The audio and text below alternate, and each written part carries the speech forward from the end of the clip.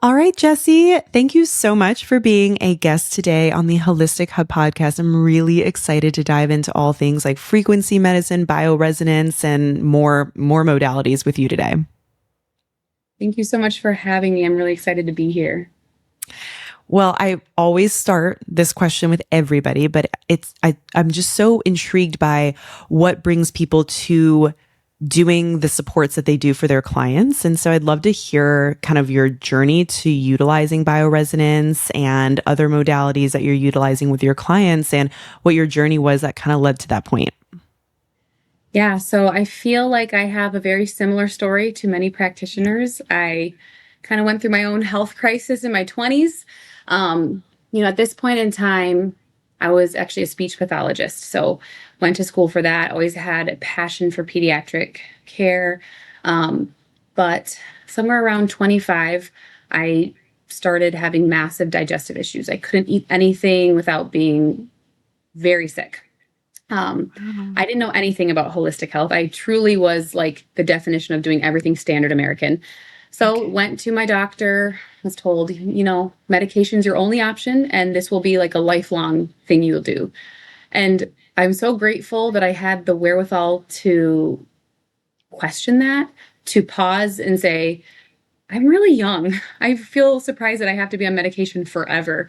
But I didn't really know where else to go. So I stumbled across a functional medicine doctor who was the first person to really ever talk to me about my diet, about my gut, about stress. And she just like cracked open a whole new world for me. And I started healing so fast. It was within just weeks. And not only was all of like the main reasons I went to her, all digestive issues, did they resolve?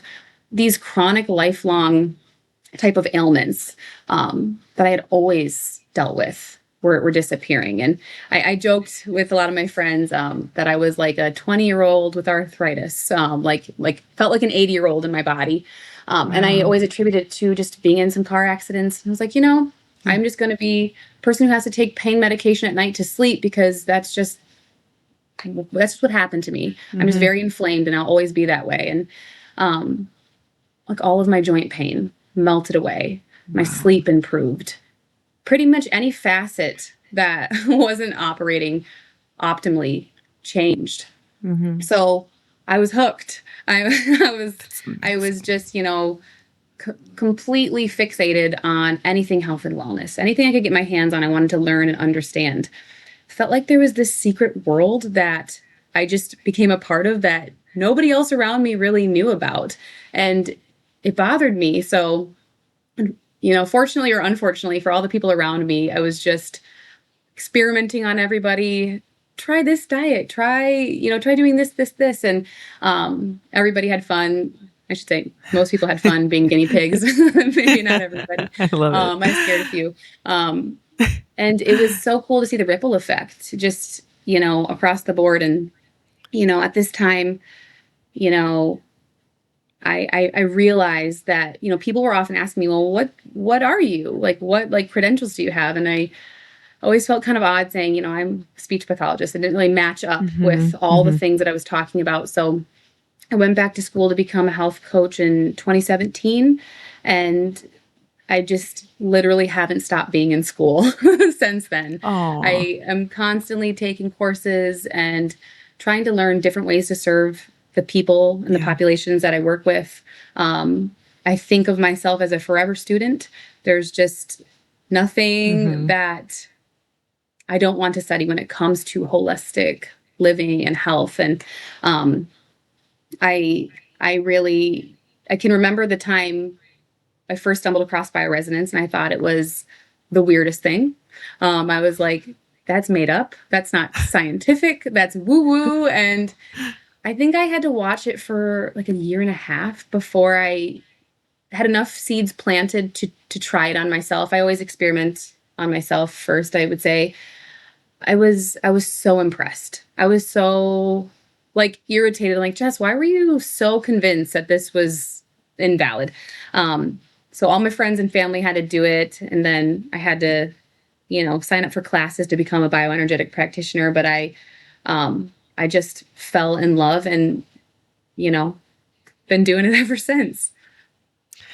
Wow, what a story. I am so excited to dive into like bioenergetic testing with you and all that. But kind of to touch on something that you said was, what really brought you into all of this was, having your digestive issues and then just about to get placed on medication. But kind of like in the functional medicine world, we're kind of a lot of individuals are placed on like multiple supplements and protocols and things like that at the same time. And so I'm just curious, like when you maybe, let's say like you have a client coming to you and, they're kind of trying to chase after like the next supplement or next protocol to do, what's kind of something that you'll sit down with your clients and first like tell them regarding that in terms of like lifestyle supports and things like that? Like what are things that you're telling them to kind of have faith in that can be like helpful in the process to get better as opposed to just being placed on another supplement or medication? Yeah. I think we see that. I'm guessing you and many other practitioners I know talk about this a lot, where that is really where a lot of clients start. Protocol chasing, supplement chasing. To me, it's screaming the body doesn't feel safe. There is massive nervous system dysregulation where we kind of lost our internal compass of saying, this helps me feel better. This does not. Yeah. So before I start with any client, I usually have a 15-minute like complimentary intake call, which I didn't used to do. And I'm so glad I do it now, because I can kind of clock those kind of people now where they're like, I'm seeing this doctor, I'm seeing this practitioner, I did this for 3 years. We can have the conversation of, have you ever had a baseline? Have you ever just paused something, been able to feel like what's going on with your body now? Or have you been for 10 years on every protocol under the sun? So there's like that category of people. Yes. And then there's in that same vein, I'm curious, what are we doing for regulation for our nervous system? And a lot of times that there's nothing in place. There's nothing in place here. And that is something that we need to start with, and explaining that if you jump on another protocol right now without figuring out how to be in tune with your body, you're really going to plateau. You might see a little bit of something shift here, but my goal for all my clients is for you to be your best practitioner. So, I can have all these ideas in my head, but I care so much about how your body responds to something, more so than I care about the knowledge I have about a supplement or like, a type of protocol, that kind of thing. That was so well said. I love that. So I want to kind of go off on a little tangent here regarding what you just mentioned. So like with somebody coming to you and let's say they've, like you said, 10 years or so, they've been on like multiple protocols, this or that. And you talked about getting in tune with your own body, because I am such a firm believer of that. Oftentimes when I see that with clients, I will have them do like a supplement fast, and we just start to like work on nervous system regulation, start to slowly introduce things that I would think based off their history and intake and everything that might be like most use to them. But what are some of the things that you're telling your clients, or that you're looking to, or that you are kind of instructing them through on how to be more in tune with their body? Is it kind of doing that supplement fast and just taking a break? Is it combining the nervous system regulation with that? Is that kind of where the bioresonance fits in? And then of course we'll dive into more of the details of bioresonance in a second. But I'm just curious, like what are some of the things that you're kind of talking to your clients about to like really get in tune? Because I agree, I think we've become so, far from being in tune with ourselves, with society nowadays. Yeah. So one of the things I'll often have people do is stop all health content consumption. And I joke, like including myself, I'm like, unfollow my page, mute my page. And I want you to do that for all health practitioners during our time together. I don't think we are meant to take in as much information, as much conflicting information as we do all the time. Yeah. I don't think we can feel safe when we sign up for this container. We want to start this protocol. We want to work with this person. Then we go online and we see 5 people bashing that or saying that this didn't work for me. It's just these constant hits that's going to make that person think, I need to switch gears. sure, it's a marketing tactic, and that's why I think we see it so often. But I find I get so much positive response from people when they tell me they like pause Instagram or Facebook or just look at puppy pages or go on for comedy, and I think that really can be helpful.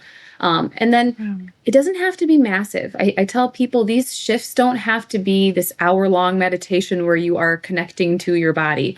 I'm like, but is there 5 minutes in your day anywhere where you are connecting to yourself, where you are reflecting on how you feel? Whether that be sometimes my clients will do logging we'll do like a food and mood journal, and we're just taking note of, did we have any mindfulness time today?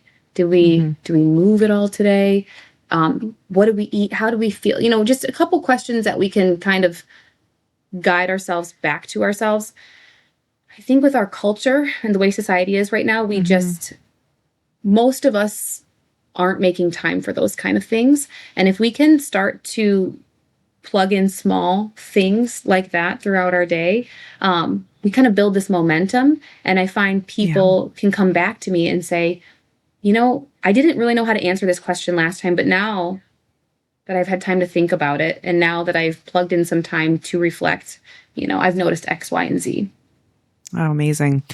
So let's say then that, someone's then done that piece. They've become more mindful throughout their day. They've started to kind of re-regulate their nervous system. They aren't getting hit with, like you said, X, Y, and Z, different practitioners or people stating like, this is the next thing that you should be doing, and this shouldn't be what you were doing because this didn't work for me. Because again, that is so stressful to our bodies and to our limbic system. So let's say they've addressed that, maybe diet, hydration, environment. Aside from those things, I'm just curious, is there anything else that like you have seen might be like a missing tool or a missing piece that was missed for that individual along like their healing journey? And of course, everyone's different, kind of comes from different backgrounds, has been affected by different things, but just curious if there's something that you've noticed as well.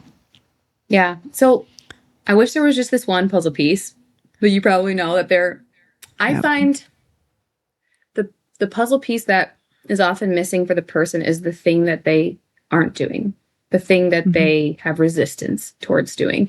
So, I can have somebody come in and show me like this beautiful line of supplements that they're taking, and they are consistent and have been doing it for a while.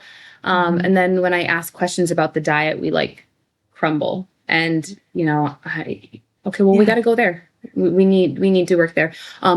If everything's in place, diet, supplementation, a lot of toxins removed from the home, that kind of thing. But we are plateauing, and maybe we've never addressed emotional trauma, the nervous system. That would probably be one of the bigger ones I find myself connecting dots between, not just from bioresonance, but just even in talking with people. They have done all of these other things, but they don't want to touch emotional healing with a 10-foot pole. Right. And I'm like, that's what we got to do. That's where we got to go. So that, and then probably another big one too is like the structural piece, the bodywork piece, because I work with a lot of people with chronic illness, kids or adults with more intense diagnoses, right? Autism, epilepsy, mold toxicity, Lyme, that these populations all have something in common. They all have a lot of fascial distress in the body. They all carry a lot of structural compensation. And I find that more often than not, I am recommending some kind of body work, and not always the same. I'm biased to fascial work because I do it and I love it. But I do find that most people, if they haven't done any form of body work, we're going to try to put that into the protocol and see how they respond. I have to tell you, that is something I have been leaning in more and more lately, is recommending fascial work as well for my clients. Now, I'm just out of curiosity, like you said that you do fascial work. So what type of work do you do? And like what variants are there to like different fascial work, like that you could like say, like just for the listeners to be like, oh, okay, so I should get that work done, but like what type of practitioner do I see for that? Yeah. So I specifically do craniosacral fascial therapy, the Gillespie method. But there are other types of fascial therapy, like there's myofascial release. There are different Yeah. subsets of doing fascial work. And again, you know, if somebody tells me they've done just myofascial release or just craniosacral work, but maybe they didn't see the needle move, I'm like, okay, maybe we try craniosacral fascial therapy, the combination, or, you know, we try lymphatic massage. There's so many different like ways we can go about it. But I usually link to like a directory to find a provider, like the craniosacral fascial therapy like directory. I'll send them there. And then usually they'll tell you like try 4 or 5 visits and like what do you notice? And I get such good feedback not only for my adult population, for my pediatric populations as well, about improved nervous system function, improvements with mood, sleep, digestion, things like that. Because all of the like those disorders I had mentioned before, they all carry different kind of stresses on the fascia. And if you don't really think about how the fascial system communicates to every other system in our body, that can be a huge therapy blockade for people. Would you also, just so the listeners understand, like deep tissue massage work, would that qualify as well? Like if someone were to get that, or would you, or is that not something that you're typically recommending? Is it more like kind of more, separate from that? You know, I don't typically, because I work with the most sensitive of folk, I don't typically recommend deep tissue massage. Like if somebody has been going to that kind of provider and it's been working for them, that's a different story.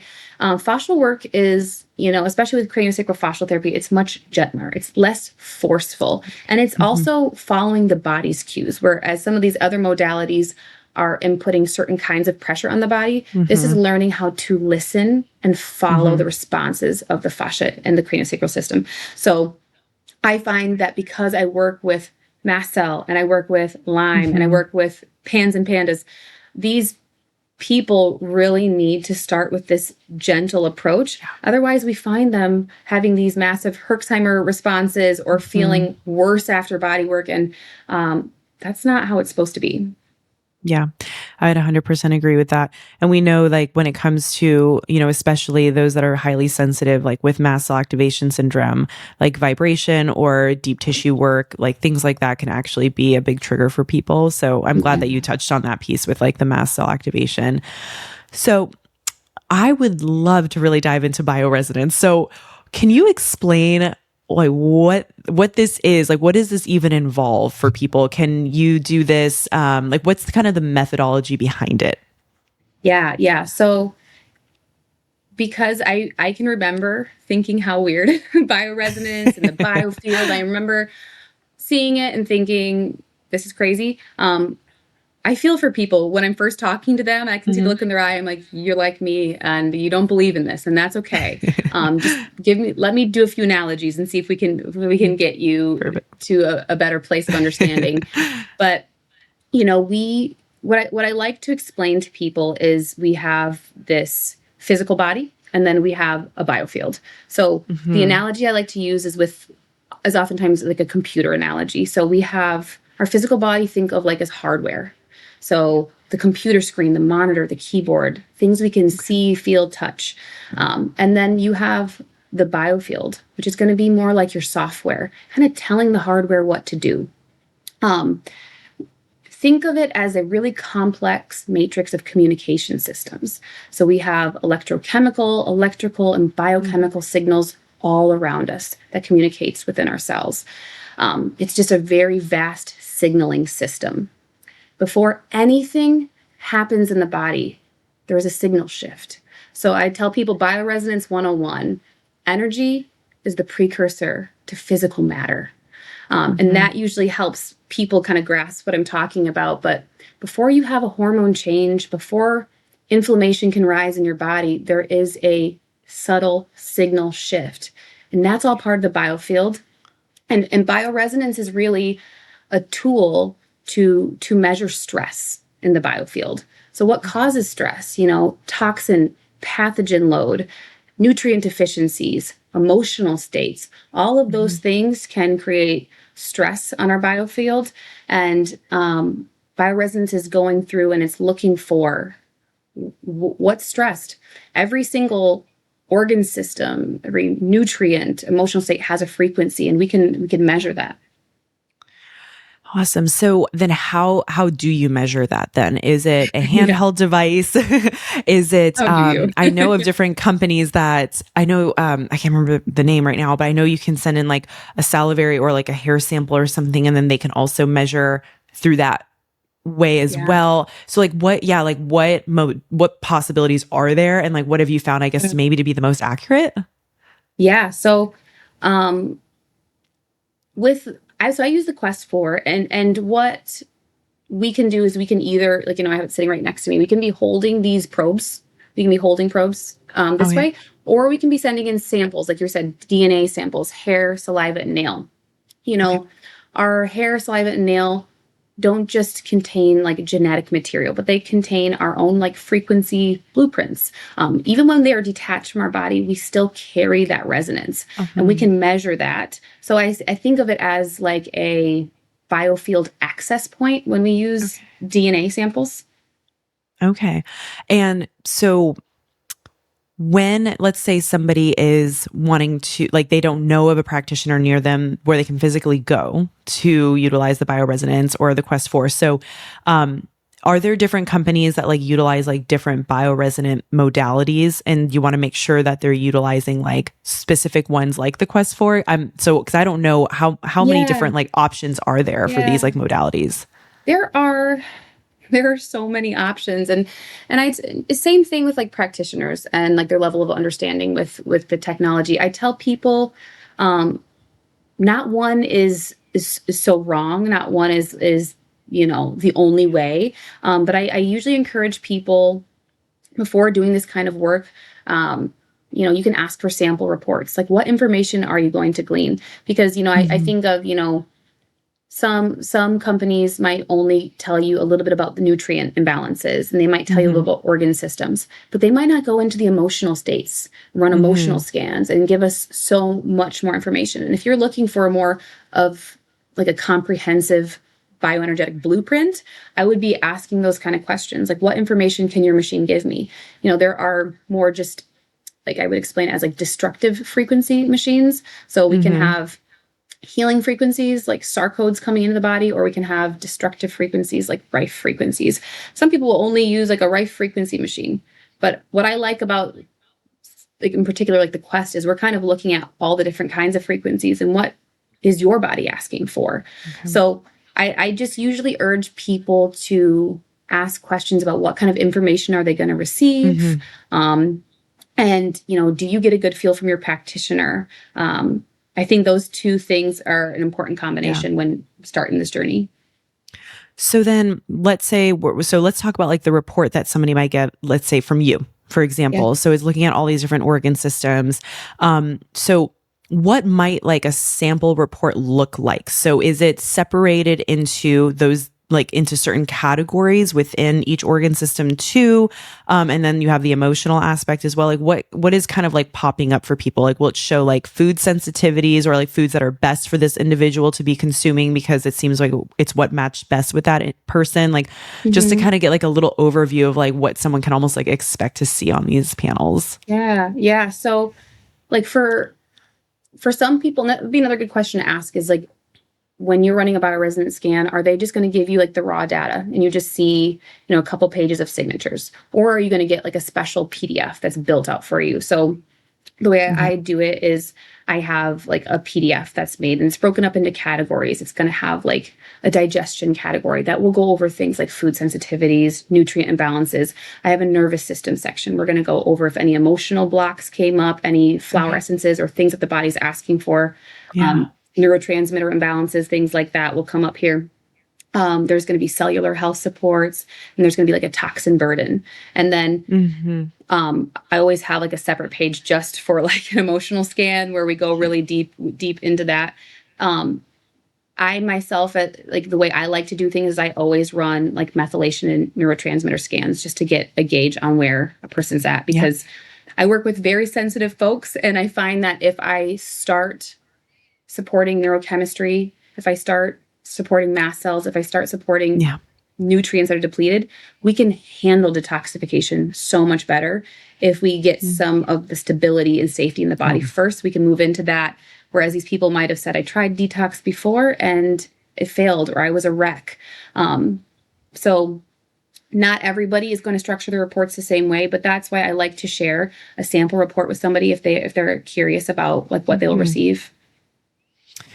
That is so interesting. I love that. So with the report, it's basically kind of showing like what the body like might be struggling with the most and like what it might like really need. And that can really help to guide you in like you said, stabilization, making sure that we're like getting that person to like the direct path that they need to be able to handle the detoxification load. So how often are you typically running these panels like on every client that on like every new client that you get, because it has just become so useful in helping guide you and then guide them to be able to like see also like, okay, this is clearly what my body's needing. Cause that also provides like a little level of like faith too, a little bit in the process, especially if someone's like been through so much, they can actually see like what it is that their body is almost asking for. And then with you to help interpret and guide it, that probably helps a lot in giving them that positivity. But yeah. Yeah, I would say a large majority of my clientele will start with a test. Every now and then, if I'm on a connect call or a meeting with a person and I see, just kind of what we've talked about like throughout our time, just like missing some of the nervous system support, missing their ability to be present with me. And, because we're getting so much information, I don't want to have this 5 to 7 page report coming your way. And I don't think you can hear me, retain information, or integrate the information that I'm going to share with you, because it is powerful and it is so helpful. But I want to gauge that you're ready. So sometimes it is just kind of like doing some of that pre-work. And then, in 4 to 6 weeks, let's see if we're ready to get into a scan.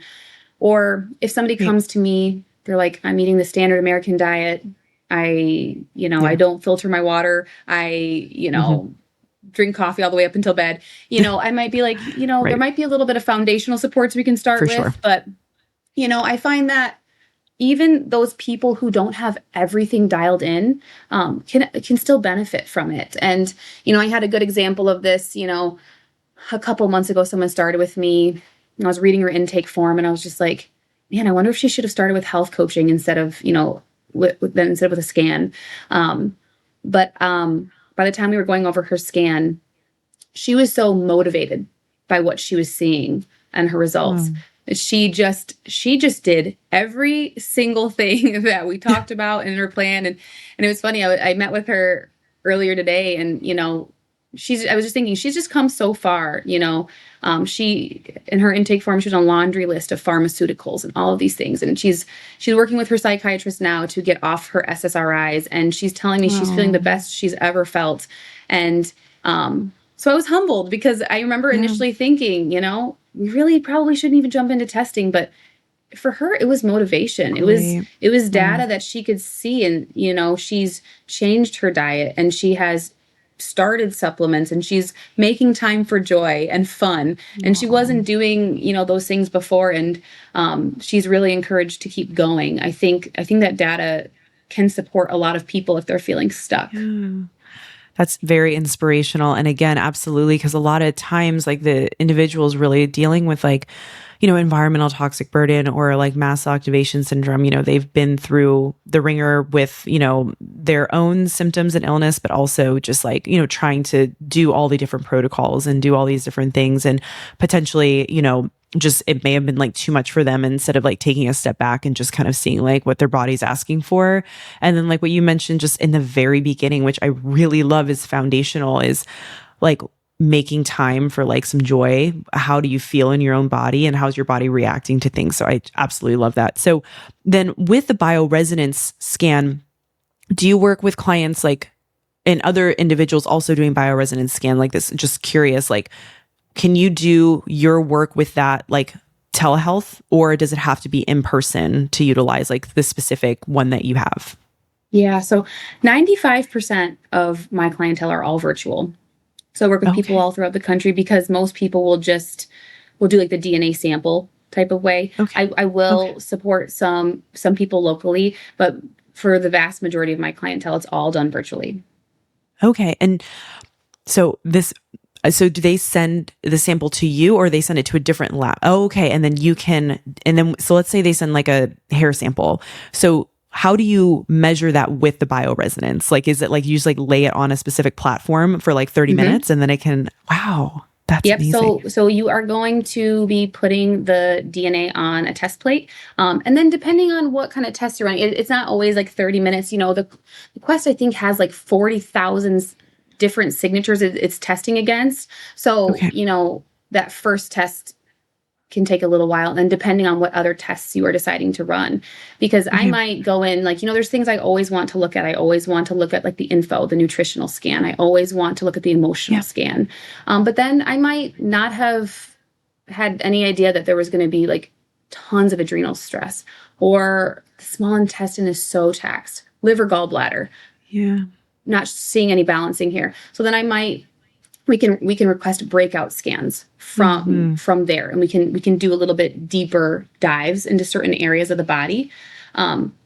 So yeah, the lab is really wherever your machine is. So like when I'm doing when I'm doing work for my private practice, the lab is here. When I'm doing work with the Quantum Collective, the lab's in Utah. Yeah. So we're just running it through the Quest machine. Thanks for explaining that. So now, just since you've been running these scans for a while now, is there anything that you see based off of like all the hundreds of scans I'm assuming you've probably seen at this point, like that kind of connects with other individuals you see? Like, is there something that seems to pop up more, like that environmental toxic burden or like the emotional piece because we're in such a stressed out like society? Like, is there something that you absolutely typically see like kind of across the board or not really? Yeah. I mean, to see one scan is truly to see one scan, and they are all so unique, but there are, across the board, there are definite patterns.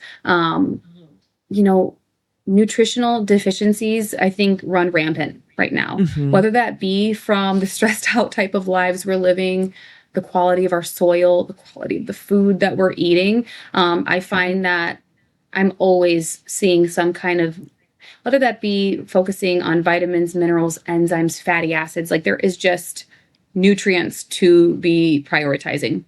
To live in this world is also like, we live in toxic soup. There's no way to scan and not see some type of toxicity coming up. But I think what's important, and like really my approach, which is different than a lot of people with bioresonance machines, is not to put all the emphasis on pathogens. I find that, especially with the type of people that I work with, whether that be mothers for their children or people with chronic illness, when we focus so heavily on microbes or scary sounding pathogens, it can become part of their identity and it can become something fearful. So I find a lot of times I'm speaking in more like vague terminology when it comes to the toxicity of what we're seeing, where somebody might be reporting to me all the signs and symptoms of a Bartonella infection. And we might be seeing that kind of bacteria coming up on the test. And, instead of really getting into the nitty gritty, because again, this is not a diagnostic tool. You're not supposed to walk away saying, I have this disease, I have this. But, I might say you are resonating for certain types of bacteria. That would make sense why you're having panic attacks and base of skull headaches. And that's why we're going to do X, Y, and Z and see what happens to your symptoms as we're addressing this. Because then as clients, they can walk away, start Googling some of these scary words, and then feel like, well, am I going to die? Like, am I okay? And I never want that to be the focus. And it's amazing. It's amazing how much more the body can do and handle when we don't put it in a really large state of fear. Absolutely. Kind of going off of something that you actually mentioned earlier was like wanting to make sure that like if whoever you're going to go through or whatever lab you're going to go through to get like this scan done, you want to make sure that you're addressed or you're asking for, like you mentioned, like kind of XYZ, like is there the emotional piece? Is there like, what are we looking at to make sure that, we're kind of getting like a nice well-rounded like view of like what may need to then kind of get addressed. So I saw it was either on your Instagram page or it was on the Quantum Collective, but it kind of aligns with what you've been saying is it's the interpretation of it is really important too. It's not just a matter of getting the data, but it's a matter of like seeing that and then kind of being able to like work with somebody who can really interpret that and then kind of guide you along. So, and then you mentioned also at the very beginning that you went through, some coursework to be able to do this type of, support for your clients. So can you dive a little deeper into like what that kind of entails in terms of like, when someone gets a report, like why is it important to have it like interpreted correctly and to be able to be Yeah. like, okay, maybe this is what we need to focus on first or this or that. Yeah. And also to add on like the work that you did to learn about all this, like what did that kind of entail to like the coursework just to be able to like utilize this kind of like support for clients? Yeah.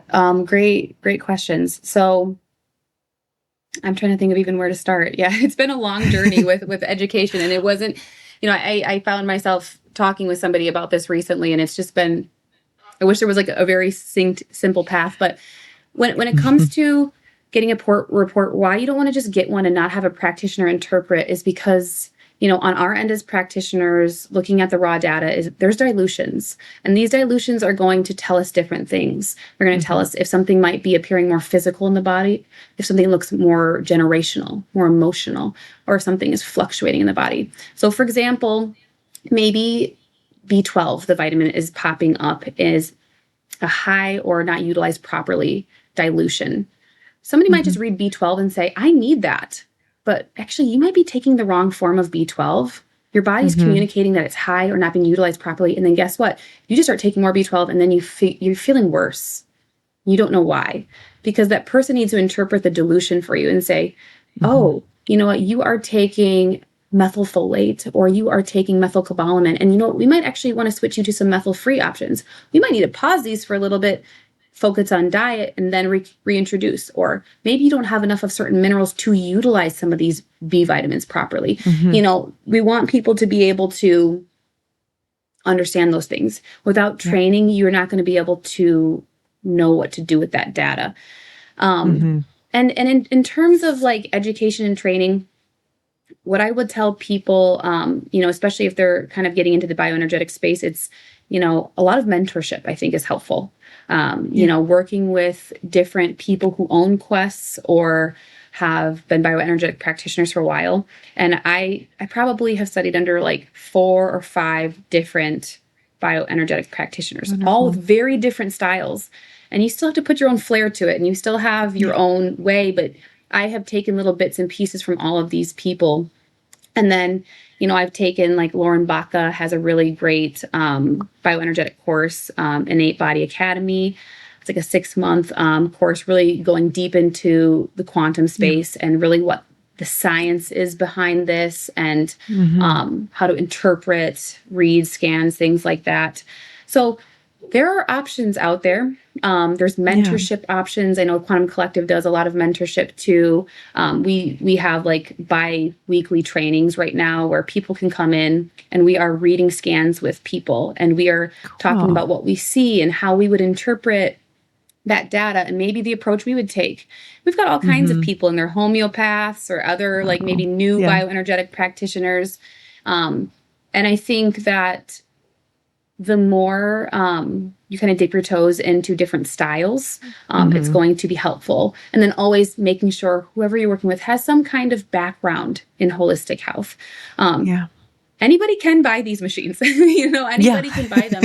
So, if you're a sensitive person, asking the kind of questions like, how do you treat somebody who is sensitive? What do you do for somebody if they are having a bad reaction? Is there a way to contact you during our container if I'm struggling? I think those are good questions to ask too. Oh, definitely. Thank you for diving deep into all that. I was super curious regarding that. So something else you mentioned a little earlier was maybe somebody might need like flower essence or to be able to help like with like, supporting them. I'm going to be completely honest. I am not 100% knowledgeable regarding this. So can you explain like what that means and like how does that get utilized like in supports for people? Yeah. So Bach flowers are my favorite. I think 95% of my clients use Bach flowers. So Dr. Bach created Bach flowers in the 30s. He was a physician and a homeopath, and he was very very connected to nature. And he studied flowers. So they're a little bit different than homeopathics. They are essences. So they are wildflowers infused into typically spring water. But again, kind of going back to like the subtle signaling I was talking about before in the biofield, this is like emotional signal supports. It's not going to go in and change your neurotransmitters or going to change something emotionally in your body. It's going to provide subtle signal supports.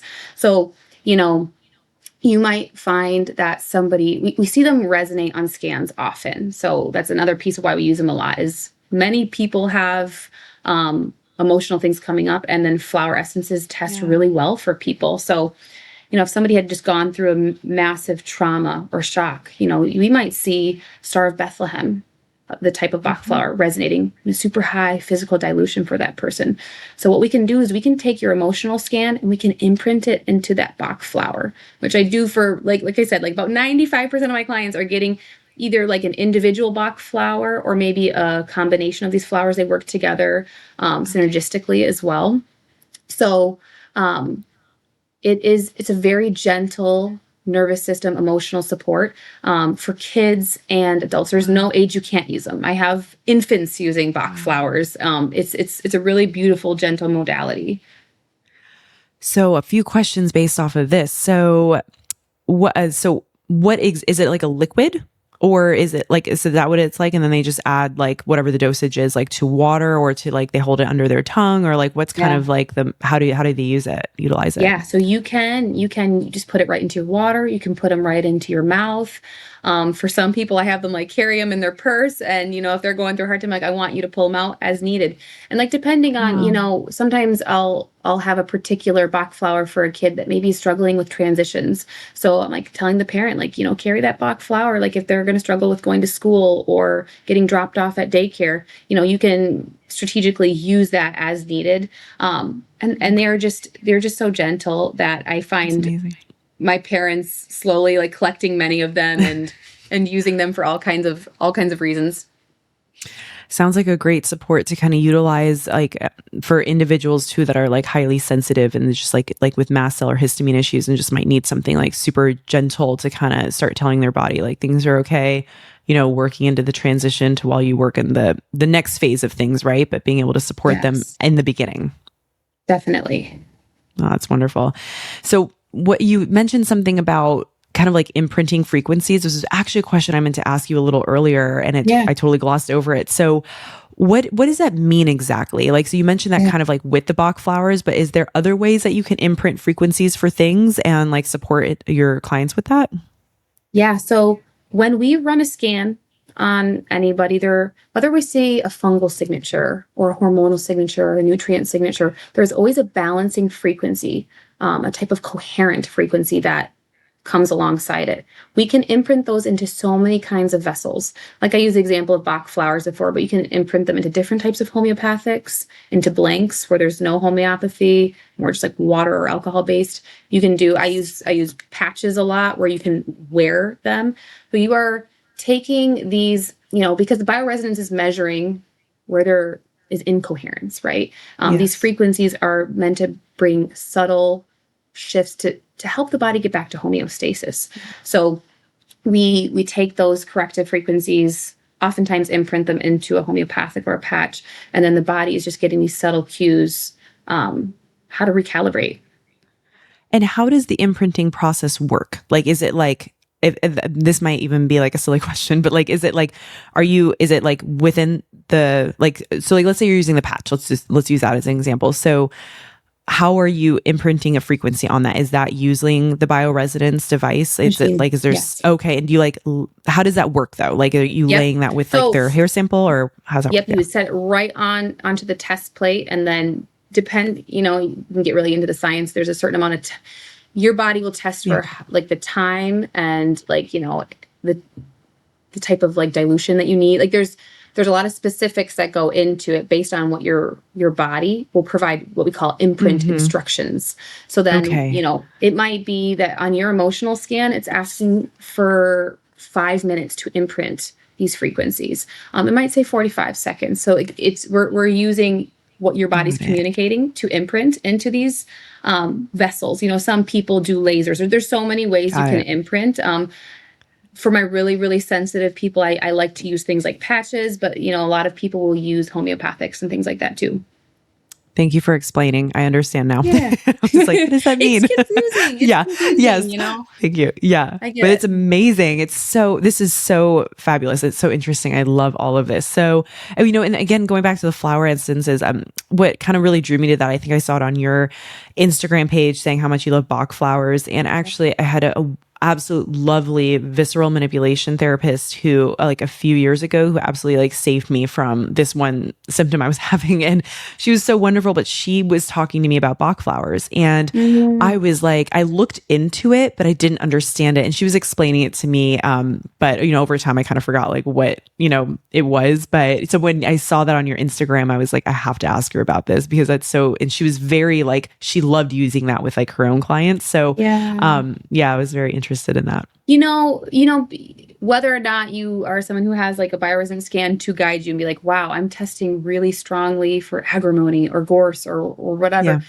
Luckily, like there's a lot of tools online. Like you can even go in and take Bach flower quizzes, and it might pop up like 4 or 5 that are coming up, and you're like, you know what, I am struggling with so much fear of like unknown origin, or I struggle with transitions, or I struggle with procrastination. You might see a couple that come up for you. And it's one of those modalities that I feel so comfortable with people just experimenting with. You know, it's either going to hit, it's going to help recalibrate something in the emotional space for you, or it's not. Like it's not going to give you a major setback if you experiment with it. So I love people to experiment with the Bach flowers.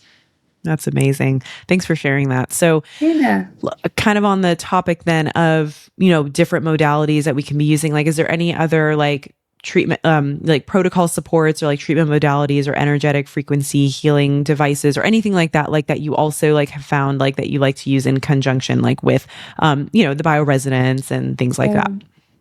Yeah, I very rarely just find that I have someone come for bioresonance and I'm not recommending some other kind of modality. Oh, I'm sure. There's so many complementary things that we can be doing. So, you know, say we're seeing, you know, we're running that main report and we see like 10 different emotional signatures coming up. And maybe someone's been doing talk therapy and someone's been doing, and they haven't been feeling like that's moved the needle for them. I might recommend like something in the energetic space, like mind, body, spirit release. I love that. That is a energetic, emotional tool that people can use. And that's for some people, not for everyone. Another, you know, I love all things muscle testing. I'm a huge fan of neuro-emotional technique. I've been probably doing it for like a year and a half, and I go like once or twice a month, and it's really nice way to muscle test and help get stuck emotions out of the nervous system. Very gentle, but super supportive. And then also like just true constitutional homeopathy. I find that I'm recommending that for more people, and some of my clients already come to me on constitutional remedies, but they, you know, they want to explore a little bit in the physical. They want to do a little bit of like physical work and some of the energetic work, kind of bring these worlds together. And I think that's a great modality too, for sure. I love that. This was so informative and so interesting to learn about this. I absolutely love it. So is there any questions that I didn't ask that you wanted to kind of bring up regarding like bioresonance therapy, or like other things that you found like to be like supportive and like to complement like some of the work that you do like with clients? Just if there's anything at all that you like that we missed that you want to talk about.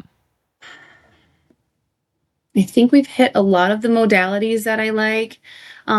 You know, and if anything, I would just urge people, because I was that skeptic. I was that skeptic for so long, you know, just, you know, especially if you're feeling kind of stuck on your journey, you know, you feel like you've tried different things. I find this can be it's a beautiful, like energetic blueprint that we can get of your body. And it is so helpful for people who have tried maybe a lot of things in the physical realm and didn't get where they needed to go.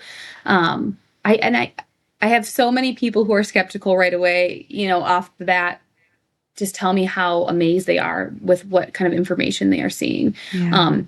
So just because I had been in that position before, I usually just encourage people just to experiment with it. You know, no one modality is going to be a panacea. Like I truly Yeah. don't believe it. And that's why Hmm.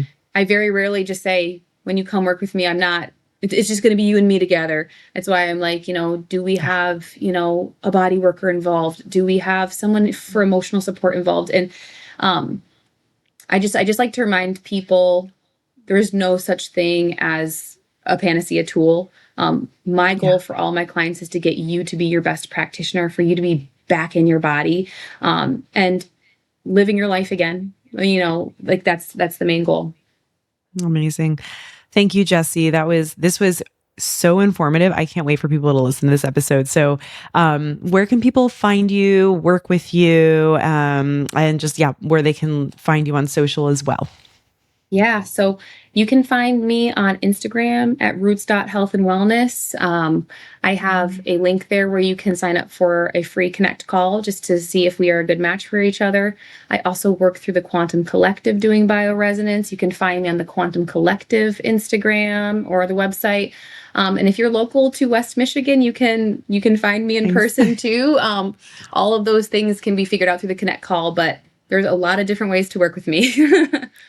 Awesome. Well, thanks so much for being a guest. It was so much fun chatting with you. Thank you, Stephanie.